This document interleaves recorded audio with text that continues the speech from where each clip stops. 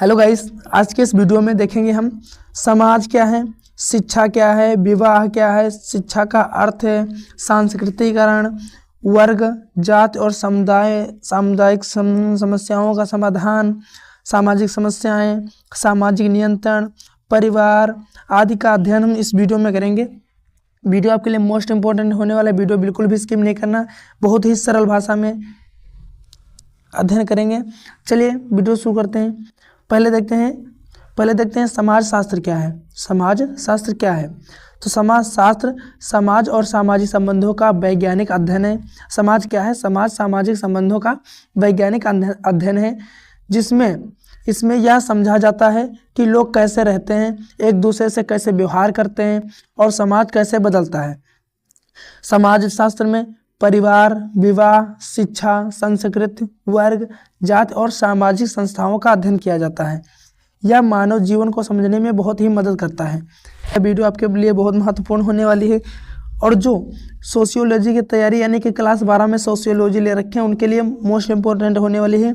खास करके उन्हीं बुक से जो है ये टॉपिक लिए गए हुए हैं। चलिए अगला देखते हैं। अब देखते हैं समाज का अर्थ क्या है। समाज व्यक्तियों का एक मात्र समूह नहीं बल्कि उनके बीच संबंधों का जाल है। समाज व्यक्तियों का ही एकमात्र समूह नहीं है बल्कि उनके बीच में जो संबंध पाए जाते हैं उनका वह एक जाल है।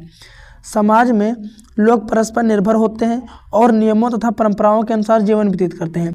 एक समाज एक लोगों से मिलकर नहीं बनता है बल्कि यह कई लोगों से मिलकर बनता है। वह सामाजिक जीवन व्यतीत करते हैं, मतलब जैसे समाज में सब लोग रहते हैं वह एक सबके मतलब अनुसार जीवन व्यतीत करते हैं, सब एक ही जैसा जीवन व्यतीत करते हैं। इसका समाज का निर्माण साझा संस्कृत, भाषा और मूल्य से होता है। ठीक है, चलिए अगला देखते हैं। समुदाय क्या है? समुदाय वह समूह है जहां लोग एक निश्चित भौगोलिक क्षेत्र में रहते हैं और उनमें अपनापन व निकटता की भावना होती है। गांव, कस्बा, जनजाति समुदाय के उदाहरण यह में लोगों के बीच भावनात्मक और संबंध अधिक होते हैं। जैसे समुदाय के लोगों का अर्थ है जैसे जो एक साथ रहते हैं, परस्पर एक स्थान पर रहते हैं, जो जिनमें हम की भावना पाई जाती है, भाईचारे की भावना पाई जाती है, उसे हम समुदाय कहते हैं। चलिए आगे देखते हैं। अब देखते हैं संस्कृति का अर्थ क्या है। संस्कृति का अर्थ क्या है? तो संस्कृत का अर्थ जो है वह हो जाएगा संस्कृत मनुष्य के सीखे हुए व्यवहारों, विचारों, परंपराओं और रीति रिवाजों का कला, भाषा और मूल्यों का समूह है। यह जन्मजात नहीं होती बल्कि समाज के संपर्क में सीखी जाती है। संस्कृत जो है यह जन्मजात नहीं होती बल्कि यह समाज में रह करके एक दूसरे से व्यक्ति सीखता है। इसकी संस्कृत पीढ़ी दर पीढ़ी स्थानांतरित होती रहती है। जो संस्कृत होती है वह पीढ़ी से पीढ़ी स्थानांतरित होती रहती है। चलिए अब देखते हैं अगला सामाजिकरण क्या है। सामाजिकरण वह प्रक्रिया है जिसमें व्यक्ति समाज के नियम, मूल्य, भाषा और व्यवहार सीखता है। सामाजिकरण का मुख्य अर्थ यही है कि समाज में जो व्यक्ति रहता है, समाज के द्वारा जो सीखता है वह मूल्य, भाषा, व्यवहार सीखता है, यही सामाजिकरण है। यह जन्म से शुरू होकर जीवन भर चलता है। परिवार में सीखता है, विद्यालय में और मित्रों के साथ जो सीखता है वही सामाजिकरण कहलाता है। चलिए अगला तो देखते हैं सामाजिक परिवर्तन क्या है। सामाजिक परिवर्तन क्या है? चलिए सामाजिक परिवर्तन देखते हैं। सामाजिक परिवर्तन से समाज की संरचना, विचारों, संस्थाओं और संबंधों में होने वाले परिवर्तन जो होते हैं वह सामाजिक परिवर्तन कहलाते हैं। मतलब जब समाज में जो व्यक्ति रहता है उसके द्वारा जो सीखता है और वह अपने अंदर परिवर्तन लाता है, समाज में जो परिवर्तन आता है उसे हम सामाजिक परिवर्तन कहते हैं। जैसे तकनीक है, तकनीक, शिक्षा, औद्योगिकरण हो गया, विचारधाराएं और इसके प्रमुख कारण होते हैं, और इसके प्रमुख कई कारण होते हैं। ये तो एग्जाम्पल के लिए जैसे तकनीक, शिक्षा, औद्योगिकरण और विचारधाराओं, इसके अतिरिक्त भी बहुत सारे कारण होते हैं। ठीक है, अगला देखते हैं सामाजिक नियंत्रीकरण। सामाजिक नियंत्रण क्या है? तो सामाजिक नियंत्रण यह है, सामाजिक नियंत्रण वह तरीके हैं जिनसे समाज अपने सदस्यों को व्यवहार को नियंत्रित करता है। इसमें कानून, नैतिकता, परंपरा और जनमत शामिल होते हैं। इसका उद्देश्य समाज में व्यवस्था बनाए रखने के लिए किया जाता है। इसका उपयोग समाज में व्यवस्था बनाए रखने के लिए किया जाता है। चलिए देखते हैं सामाजिक समूह क्या है। सामाजिक समूह क्या है? वे लोग जो आपस में संपर्क रखते हैं और जिनमें समानता उद्देश्य की भावना होती है, समानता या उद्देश्य की भावना होती है, सामाजिक समूह कहलाते हैं। ये परिवार हो गया, मित्र हो गया, समूह हो गया, कक्षा और राजनीतिक दल इसके अतिरिक्त उदाहरण है। सामाजिक समूह का अर्थ सामान्य रूप में यह है कि जो उससे समाज में जितने लोग रहते हैं उनका उद्देश्य एक हो, उनकी मांग एक हो, उसको हम सामाजिक समूह कहते हैं। जैसे परिवार के जितने एक परिवार के लोग होंगे उनकी इच्छाएं एक होंगी।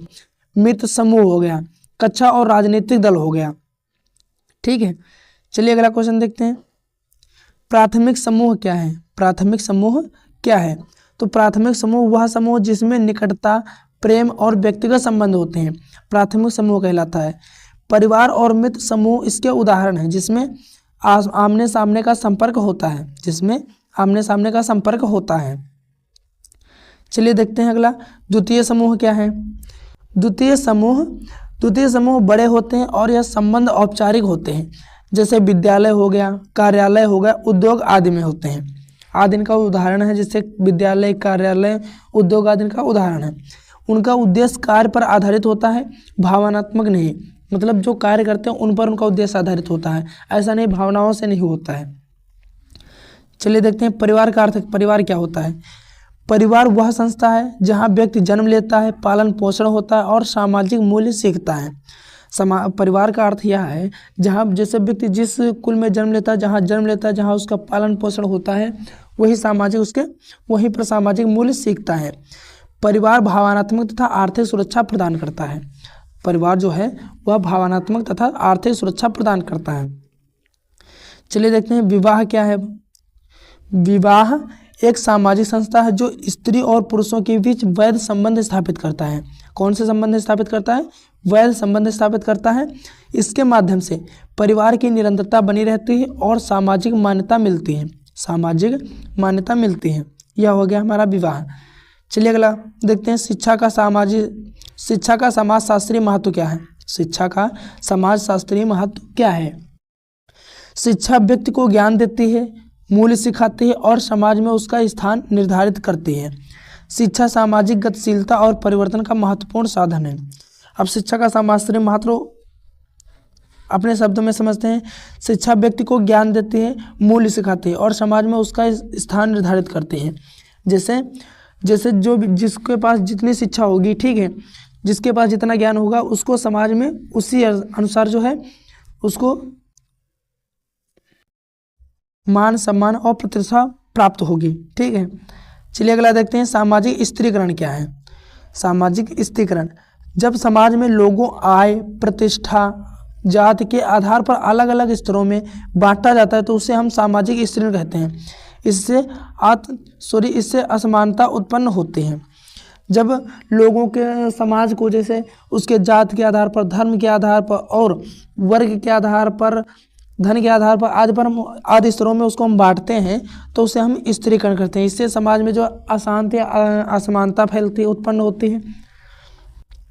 चलिए अगला क्वेश्चन देखते हैं वर्ग और जाति में अंतर क्या है। वर्ग और जाति में अंतर क्या है?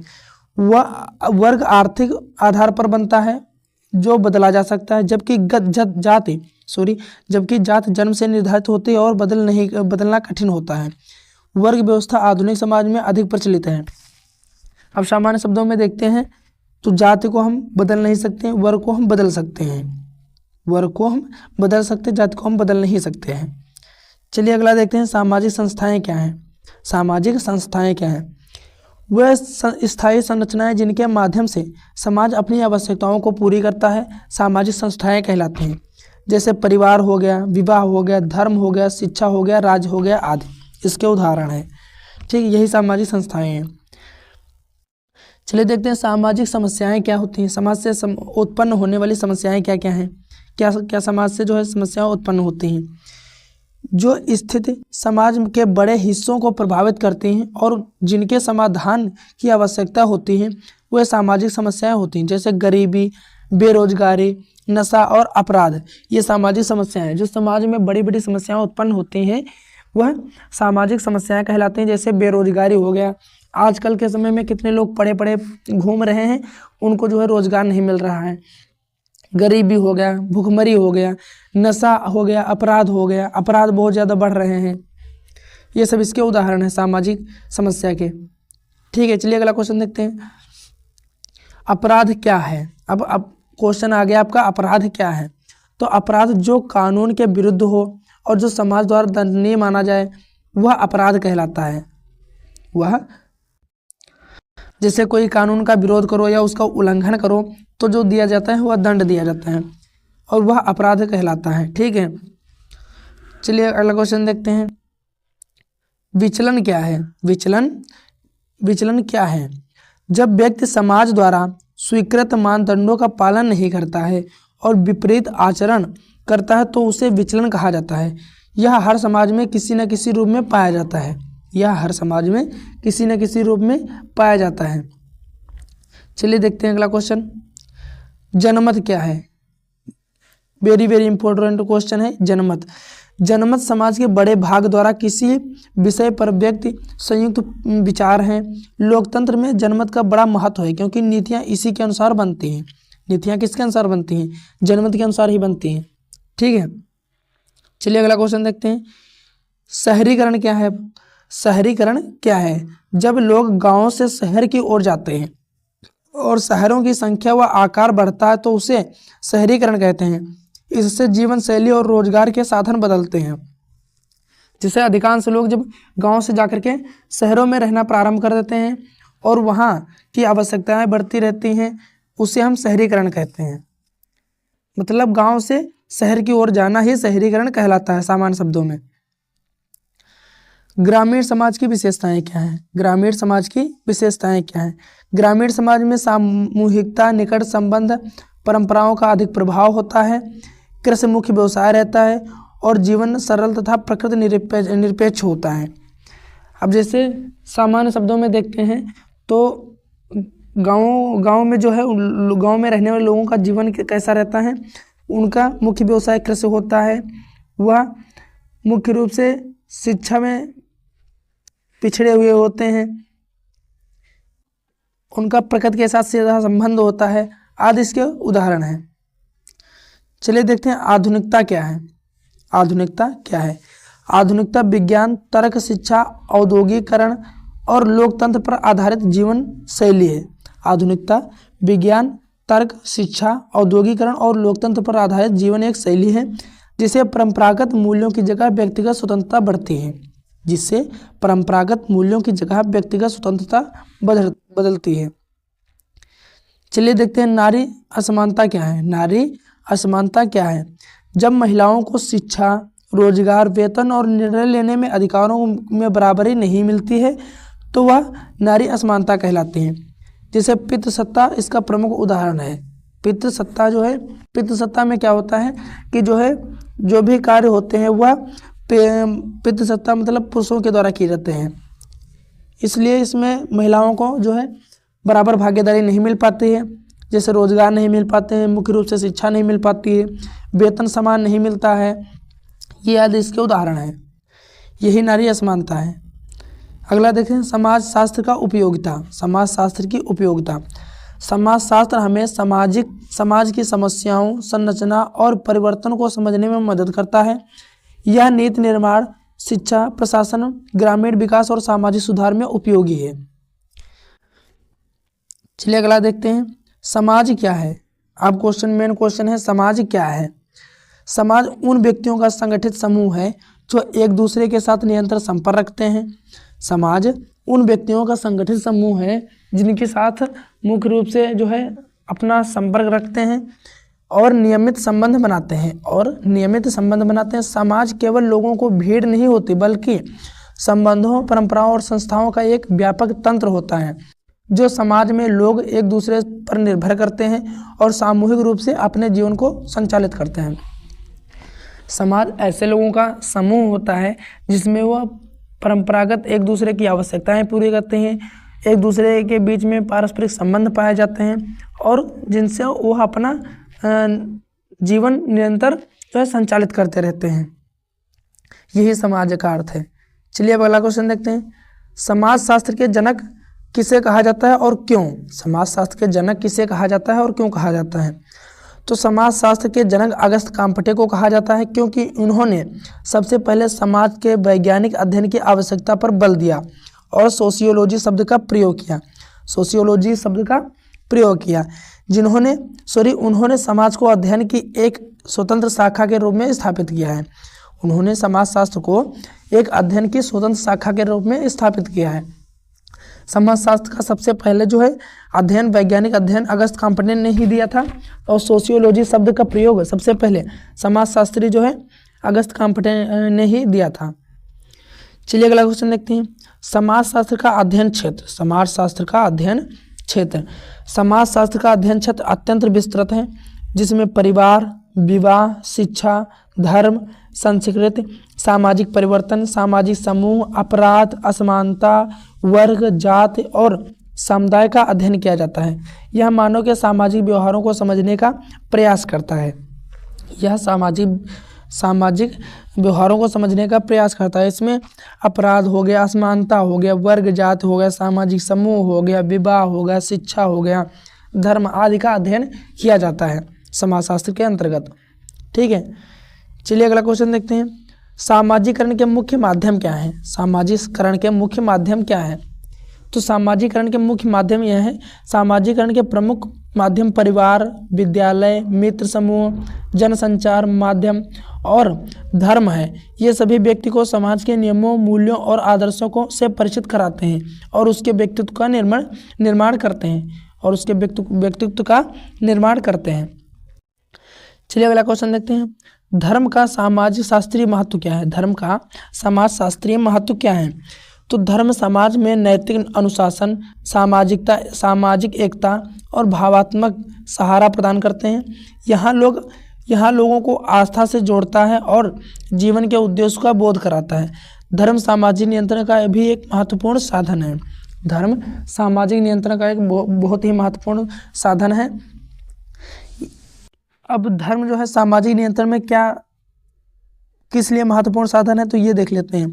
देखो, हिंदू धर्म में कुछ लोग ऐसा मानते हैं कि गलत काम करने से ईश्वर देख रहा है, ईश्वर के डर से जो है वो गलत काम करने से बचते हैं कुछ लोग, तो इसलिए यह धर्म सामाजिक नियंत्रण का भी महत्वपूर्ण एक साधन माना जाता है।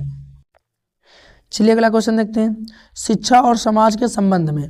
शिक्षा और समाज के संबंध क्या हैं? शिक्षा समाज का दर्पण कही जाती है। शिक्षा समाज का दर्पण कही जाती है, क्योंकि समाज जैसे परिवर्तन से गुजरता है, शिक्षा भी वैसे ही बदलती है। शिक्षा व्यक्ति को योग्य नागरिक बनाती है तथा समाज के विकास में प्रत्यक्ष भूमिका निभाती है। ठीक है, चलिए अगला क्वेश्चन देखते हैं। सामाजिक मानदंड क्या है? सामाजिक मानदंड क्या है?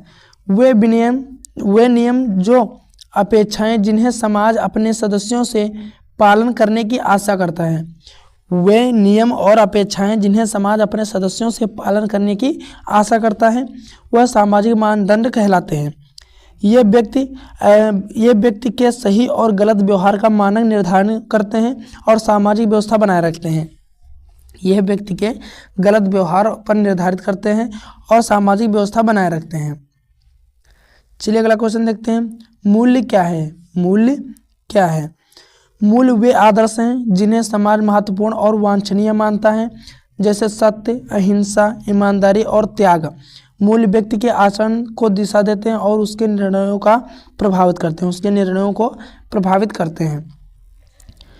चलिए देखते हैं रीति और रिवाज क्या है।